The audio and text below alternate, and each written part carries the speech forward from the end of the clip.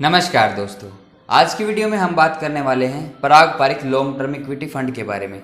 दोस्तों आज की वीडियो में 12 पॉइंट्स हैं। 11 पॉइंट्स में हम इस फंड की बेसिक डिटेल से लेके एडवांस डिटेल को देखेंगे और 12वें पॉइंट में हम अपने कंक्लूजन पे पहुंचेंगे क्या किसको इस फंड में निवेश करना चाहिए, किसको नहीं करना चाहिए। दोस्तों अगर आप किसी पर्टिकुलर पॉइंट को ही देखना चाहते हैं, आपको इस फंड के बारे में कुछ पहले से पता है और आप वो नहीं देखना चाहते, तो मैंने वीडियो के डिस्क्रिप्शन में टाइम स्टैम्प दे दिया है। आप किसी पर्टिकुलर पॉइंट को भी वहाँ से जाके देख सकते हैं। दोस्तों टाइम स्टैम्प देने का मेरा एक ही मोटिव है कि मैं आप लोगों का टाइम बिल्कुल भी वेस्ट नहीं करना चाहता। दोस्तों हमारे लिए हमारा टाइम बहुत ही इम्पोर्टेंट होता है, इसलिए दोस्तों मैं आप लोगों का भी टाइम वेस्ट नहीं करना चाहता और ना ही खुद का करना चाहता। तो दोस्तों अगर आप किसी पर्टिकुलर पॉइंट को ही देखना चाहते हैं तो वीडियो के डिस्क्रिप्शन में जाके किसी पर्टिकुलर पॉइंट को भी आप देख सकते हैं। वहाँ पे मैंने सभी के लिंक दे दिए हैं टाइम वाइज। तो चलिए दोस्तों आज की वीडियो शुरू करते हैं।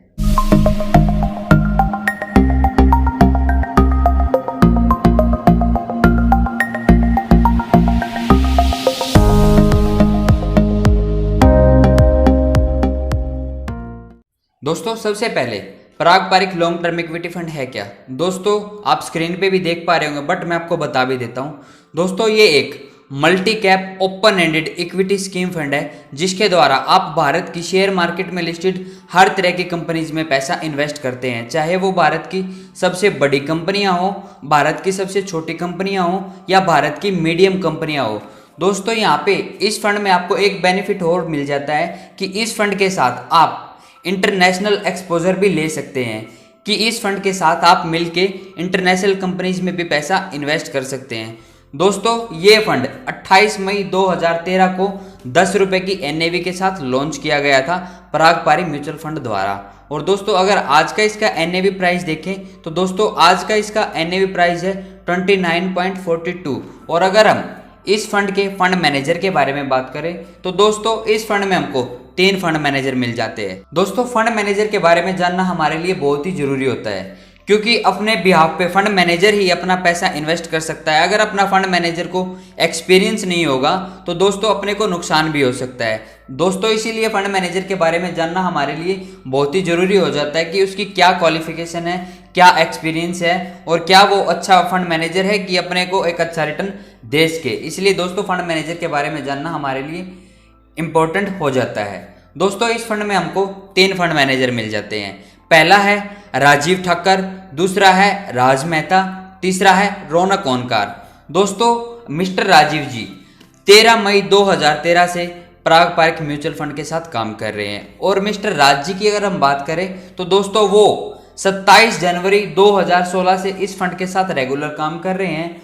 और अगर रौनक जी की बात करें तो वो भी इस फंड के साथ 13 मई 2013 से ही रेगुलर काम कर रहे हैं। और दोस्तों अगर हम इनकी एजुकेशन और एक्सपीरियंस के बारे में बात करें तो दोस्तों मिस्टर राजीव जी एक chartered accountant, cost accountant and CFA and CFP है। और दोस्तों अगर हम मिस्टर राज जी की बात करें तो उन्होंने BCom MCom मुंबई यूनिवर्सिटी से की हुई है और साथ ही उन्होंने CA एंड CFA लेवल 3 के पास आउट भी वो रह चुके हैं। और दोस्तों इस फंड को ज्वाइन करने से पहले मिस्टर राज जी AMC में रिसर्च एनालिसिस्ट रह चुके हैं। और दोस्तों अगर हम मिस्टर रौनक जी की बात करें तो इन्होंने फाइनेंस में MMS किया हुआ है। कहने का मतलब ये है कि मास्टर इन मैनेजमेंट स्टडीज़ किया हुआ है फ्रॉम मुंबई यूनिवर्सिटी से। दोस्तों ये सब हो गई अपने फंड मैनेजर्स के बारे में बात। अब हम बात कर लेते हैं AUM के बारे में। दोस्तों AUM का मतलब होता है एसेट अंडर मैनेजमेंट, कि इस फंड के पास अब तक इन्वेस्टर्स द्वारा कितना पैसा इन्वेस्ट किया जा चुका है। तो दोस्तों इस फंड के पास अब तक इन्वेस्टर्स द्वारा 3186 करोड़ रुपीस निवेश किए जा चुके हैं। कहने का मतलब ये है कि 3186 करोड़ रुपीस अब तक इन्वेस्टर्स द्वारा इस फंड में निवेश किए जा चुके हैं। और अगर दोस्तों अगर हम इस फंड के पोर्टफोलियो के बारे में बात करें, दोस्तों पोर्टफोलियो का मतलब होता है कि आपके द्वारा इन्वेस्ट किया गया पैसा किन कंपनीज में इन्वेस्ट किया जा रहा है। तो दोस्तों पोर्टफोलियो का मतलब यही होता है। दोस्तों आप स्क्रीन पे भी यहाँ पे देख पा रहे होंगे कि किन कंपनीज में पैसा आपका इन्वेस्ट किया जा रहा है इस फंड के थ्रू। एग्जांपल के लिए मैं आपको बता ही देता हूँ। दोस्तों सबसे पहले नाम है यहाँ पे अल्फाबेट INC। आप अल्फाबेट से समझ नहीं पाए होंगे कि कौन सी कंपनी है ये दोस्तों, लेकिन सबसे पॉपुलर कंपनी है पूरे वर्ल्ड में ये। दोस्तों इसका नाम आप इसको गूगल के नाम से जानते रहेंगे। और दूसरा नाम यहाँ पे निकल के आता है दोस्तों अमेजोन का, फिर नाम आता है HDFC बैंक का, फिर नाम आता है फेसबुक का। तो दोस्तों यहाँ पे आप देख सकते हैं कि आपको इंटरनेशनल कंपनीज में भी पैसा इन्वेस्ट करने का चांस मिल जाता है इस फंड के थ्रू। और दोस्तों ये आपका पोर्टफोलियो है, इन कंपनीज में आपका पैसा इन्वेस्ट किया जा रहा है इस फंड के थ्रू।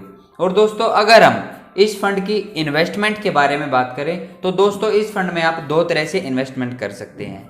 पहला है SIP, दूसरा है लमसम। SIP का मतलब होता है दोस्तों सिस्टमैटिक इन्वेस्टमेंट प्लान। लमसम का मतलब होता है दोस्तों अगर आपके पास कुछ इकट्ठा पैसा पड़ा हुआ है, उस इकट्ठे पैसे को ही लमसम अमाउंट बोला जाता है। अगर दोस्तों आप इस फंड में SIP के मोड से इन्वेस्ट करना चाहते हैं तो दोस्तों आप इस फंड में 1000 रुपीज़ हर महीने इन्वेस्ट कर सकते हैं। और अगर आप इस फंड में लमसम अमाउंट के साथ निवेश करना चाहते हैं तो आप इस फंड में 1000 रुपीज़ से ही निवेश कर सकते हैं। आप यहाँ पे देख सकते होंगे कि इसमें SIP भी 1000 है और लमसम अमाउंट भी 1000 है। और दोस्तों अब हम बात कर लेते हैं इसके चार्जेस के बारे में। दोस्तों इस फंड में आपको दो तरह के चार्जेस देने पड़ते हैं, बट मैं आपको यहाँ पे एक चीज़ और बता देना चाहता हूँ। दोस्तों 1 जुलाई 2020 से एक नया चार्जेस इंक्लूड हो चुका है हर म्यूचुअल फंड में, जिसको स्टैंप ड्यूटी बोला जाता है, जो कि 0.005% है। दोस्तों आप इस फंड में एक्सपेंस रेशियो के रूप में चार्जेस देते हैं और एग्जिट लोड के रूप में चार्जेस देते हैं। एक्सपेंस रेशियो चार्जेस उस चार्जेस को बोला जाता है जो कि आपके फंड को मैनेज करने के लिए हर महीने आपकी इन्वेस्टमेंट से डिडक्ट किया जाता है। और दोस्तों एग्जिट लोड चार्जेस उस चार्जेस को बोला जाता है जब आप पैसा रिडीम करते हैं या निकालते हैं तो उस टाइम अगर आपको कोई चार्ज देना रहता है उसको एग्जिट लोड चार्जेस बोला जाता है। तो दोस्तों अगर आप इस फंड का एक्सपेंस रेशियो चार्जेस देखें तो दोस्तों इस फंड का एक्सपेंस रेशियो चार्जेस है 1.13%। और दोस्तों एग्जिट लोड चार्जेस देखें दोस्तों अगर आप इस फंड से पैसा 1 साल से पहले रिडीम करते हैं तो आपको इस फंड में 2% एग्जिट लोड के रूप में चार्जेस देना पड़ेगा। और अगर आप इस फंड से 1 साल के बाद 730 दिन से पहले पैसा रिडीम करते हैं तो आपको 1% एग्जिट लोड चार्जेस देना पड़ेगा। दोस्तों ये हो गई अपने चार्जेस के बारे में बात। और दोस्तों अगर हम इसके टैक्स के बारे में बात करें तो दोस्तों इस फंड में आपको दो तरह के टैक्स देने पड़ते हैं, एक है STCG, एक है LTCG। STCG का मतलब होता है दोस्तों short term capital gain tax. तो दोस्तों अगर आप इस फंड से पैसा 1 साल से पहले रिडीम करते हैं या निकालते हैं तो यहाँ पे आपको इस सिचुएशन में short term capital gain tax देना पड़ेगा, जो कि इस फंड का फ्लैट 15% है। जो भी आपने आपकी इन्वेस्टमेंट पे गेन किया होगा ये टैक्स आपके गेन पे लगेगा, जितना भी आपने गेन किया है। फ्लैट 15% टैक्स आपको 1 साल से पहले पैसा रिडीम करते हैं तब देना पड़ेगा। और दोस्तों अगर आप 1 साल के बाद इस फंड से पैसा रिडीम करते हैं तो आपको फ्लैट 10% चार्जेस देना पड़ेगा। लेकिन आपको यहाँ पे एक बेनिफिट ये हो जाता है कि आपको अगर आपने आपकी इन्वेस्टमेंट पे 1 लाख से ऊपर गेन किया है तो आपको 1 लाख का इसमें रिबेट मिल जाता है। तो ऊपर वाला जो गेन है उस पे आपको flat 10% charges as a long term capital gain tax देना पड़ेगा।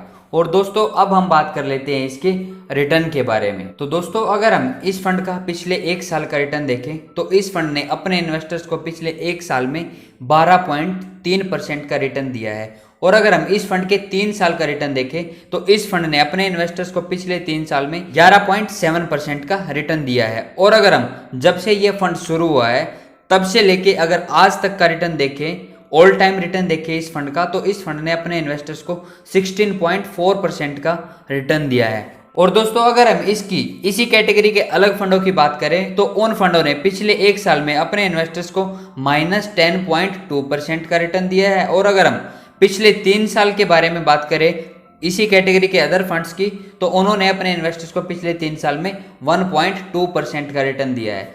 दोस्तों अगर हम इस फंड की रैंकिंग और रेटिंग देखें तो दोस्तों इस फंड को 5 स्टार रेटिंग मिली हुई है। और दोस्तों ये इस कैटेगरी में नंबर 1 रैंकिंग पे मतलब स्टैंड करता है नंबर 1 पोजीशन पे। और दोस्तों यहाँ पे मैं आपको एक चीज और क्लियर कर देना चाहता हूँ या बता देना चाहता हूँ कि दोस्तों कभी भी आपको किसी फंड के सिर्फ रिटर्न को देख के ही उस फंड में निवेश नहीं करना चाहिए।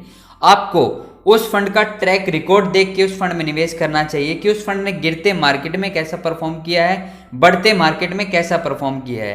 कहने का मतलब ये है कि अगर मार्केट ज़्यादा गिर रही है तो वो फंड कम गिरना चाहिए, और अगर मार्केट बढ़ रही है तो वो फंड मार्केट से भी ज़्यादा बढ़ना चाहिए। दोस्तों ये ऐसे फंड हमारे लिए बहुत ही अच्छे फंड होते हैं जो कि मार्केट के बढ़ते हुए टाइम में ज़्यादा बढ़ते हैं और गिरते हुए टाइम में कम गिरते हैं। इससे हमको नुकसान कम होता है और ज़्यादा फायदा होता है।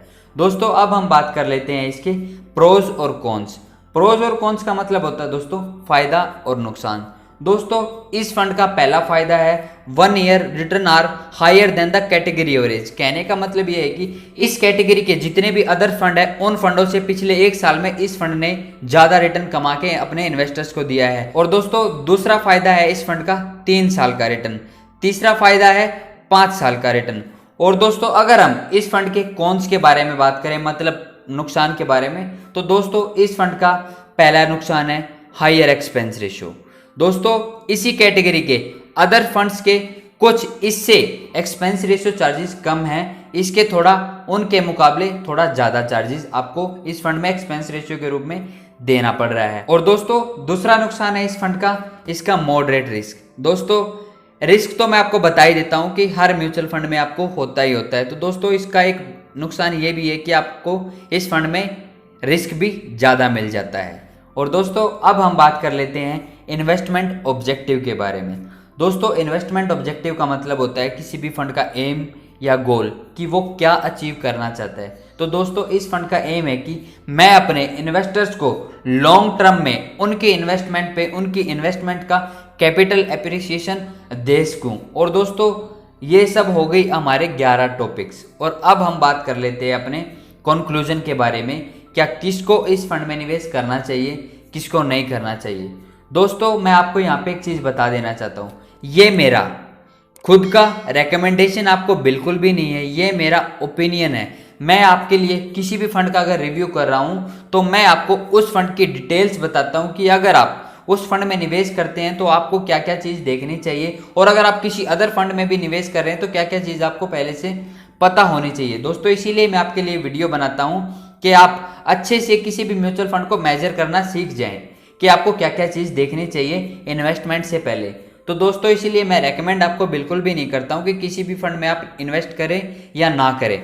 दोस्तों आप अपने रिस्क एपेटाइट को देखते हुए, आपके गोल को देखते हुए ही किसी फंड में निवेश करें। आप किसी की भी बातों पे ऐसे भरोसा मत करें, क्योंकि दोस्तों किसी के लिए कोई फंड अच्छा हो सकता है, किसी के लिए कोई फंड बुरा हो सकता है। तो दोस्तों अगर मेरा ओपिनियन यहाँ पे अगर आप मुझसे पूछे तो मेरा दोस्तों यहाँ पे ओपिनियन है कि उन इन्वेस्टर्स को इस फंड में निवेश नहीं करना चाहिए जो रिस्क लेने से डरते हो, क्योंकि दोस्तों इस फंड में आपको थोड़ा बहुत रिस्क भी है, क्योंकि आपका पैसा इक्विटी शेयर्स में इन्वेस्ट किया जा रहा है जो कि बहुत ज़्यादा फ्लक्चुएट होते रहते हैं, दिन भर में घटते रहते हैं, बढ़ते रहते हैं। और दोस्तों अगर आप 5 साल से पहले पैसा रिडीम करना भी चाहते हैं तो दोस्तों तब भी आपको इस फंड में निवेश नहीं करना चाहिए, क्योंकि इससे आपकी रिटर्न पे प्रभाव पड़ सकता है। जो आप सोच रहे हैं कि आपको इतना रिटर्न मिलेगा, आपकी एक्सपेक्टेशन के हिसाब से रिटर्न नहीं मिल पाएगा। और दोस्तों अगर आप इस फंड में निवेश करना ही चाहते हैं दोस्तों मैं आपको रेकमेंड नहीं करता, लेकिन मल्टी कैप कैटेगरी में ये फंड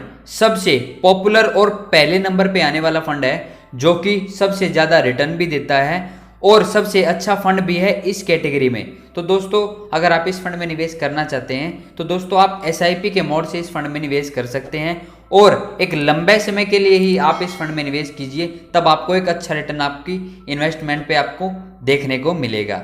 और दोस्तों उम्मीद करता हूँ आपको आज की वीडियो का कॉन्सेप्ट क्लियर हो गया होगा।